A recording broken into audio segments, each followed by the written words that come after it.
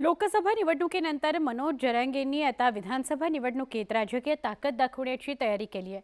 कारण आमरण उपोषण करणाऱ्या जरांगेंनी आता थेट सरकारलाच इशारा दिल्याचं दिसतंय। बैठका घेऊन निर्णय काढू, दाटोमोठी लाडीगुडी लावत असते मराठ्याला, गोड बोलून ताटा काढायचं काम करत असते ना एखादी असा अंदाज दिसतोय मग।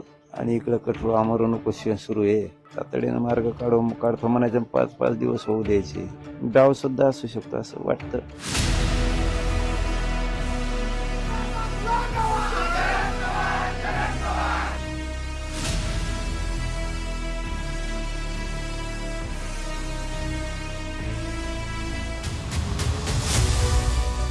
लोकसभा निवडणुकीमुळे जितका आत्मविश्वास महाविकास आघाडीचा वाढलाय, त्याहून जास्त मराठा उपोषणकर्ते मनोज जरांगेंना लोकसभा निवडणूक निकालानं बळ मिळाल्याचं दिसतंय।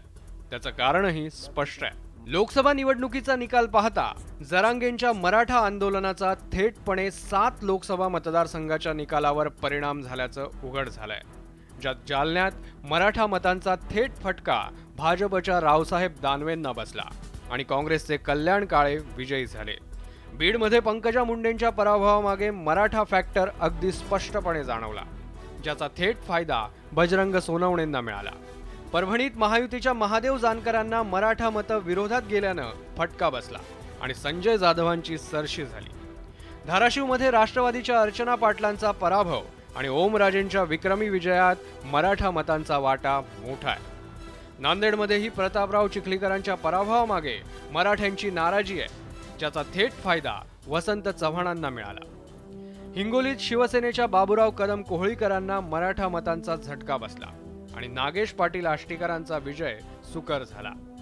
अहमदनगर दक्षिणमध्ये भाजपच्या सुजय विखेंच्या पराभवात आणि निलेश लंकेंच्या विजयात जरांगे फॅक्टर दिसला। यासोबतच राज्यातल्या इतर मतदारसंघातही कमी अधिक प्रमाणात मराठा आंदोलनाचे पडसाद उमटल्याचं पाहायला मिळालं। त्यामुळे आता मनोज जरांगे राजकीय पक्षांना आव्हान देऊ लागले आहेत। आपल्या आमरण उपोषणाच्या 4थ्या दिवशी जरांगेंनी सत्ताधाऱ्यांना थेट इशारा दिला।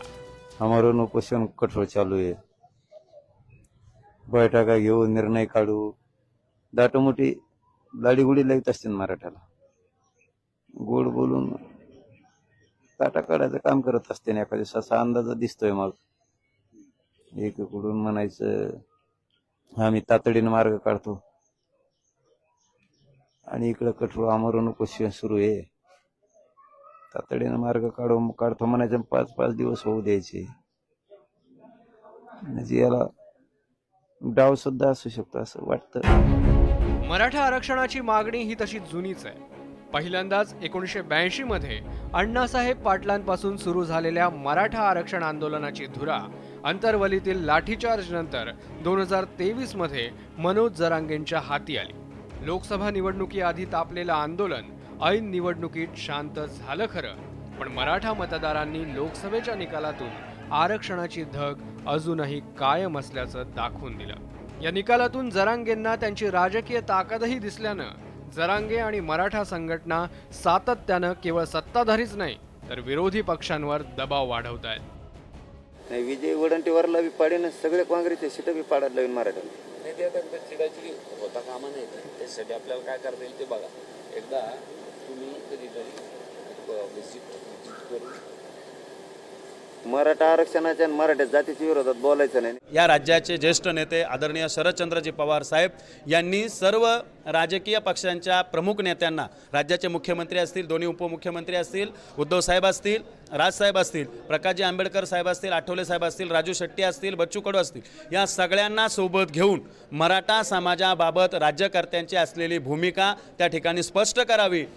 मराठा मतांनी लोकसभेत भाजप आणि महायुतीची साथ सोडल्याचं स्पष्ट आहे। सत्ताधारी नेतेही काही प्रमाणात ते मान्य करतायत। आता लोकसभा निकालाच्या संदर्भानं विचार करता विधानसभेतही जरांगे फॅक्टर जाणवला तर मोठा फटका बसण्याचा धोका आहे। जरांगेंच्या लोकसभेतील परिणामांचा विचार करता 7 मतदारसंघ गृहीत धरले तरी 1 लोकसभा मतदारसंघात 6 विधानसभा मतदारसंघ असतात।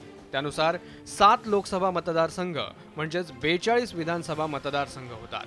त्या व्यतिरिक्त राज्यातील इतरही कमीत कमी 8 विधानसभा मतदारसंघ जरी गृहीत धरले तरी तब्बल 50 विधानसभा मतदारसंघात जरांगेंच्या आंदोलनाचे पडसाद उमटण्याची शक्यता आहे। या 50 जागा जिकडे प्लस मायनस होतील तिकडे राज्यातील सत्तेचं पारडं झुकताना दिसेल। त्यामुळे जरांगे पाटलांच्या या राजकीय उपद्रव मूल्याकडे दुर्लक्ष करणं हे सध्या तरी सत्ताधाऱ्यांना किंवा विरोधकांनाही परवडण्यासारखं नाहीये। नाही, सरकार ह्या विषयामध्ये मनोज जरांगे पाटलांशी संवाद साधणं, त्यांना काही फॅक्ट समजावून सांगणं हे करणारच आहे, करेल। लोकसभा निवडणुकीच्या दरम्यान काहीसे निष्प्रभ भासणारे जरांगे निकालानंतर पुन्हा प्रभावी बनले। या निकालांनी जरांगेंचं राजकीय महत्त्वही वाढवलंय। त्यामुळे मनोज जरांगे पाटलांचं आमरण उपोषण जसजसं लांबत जाईल तसतसं पुन्हा एकदा महाराष्ट्रात मराठा आरक्षणाचा मुद्दा तापण्याची शक्यता आहे। त्यामुळे आता सरकार यावर नेमका काय आणि कसा तोडगा काढतं हे पाहणं महत्त्वाचं ठरेल। Bureau report, news 18 Lokmat.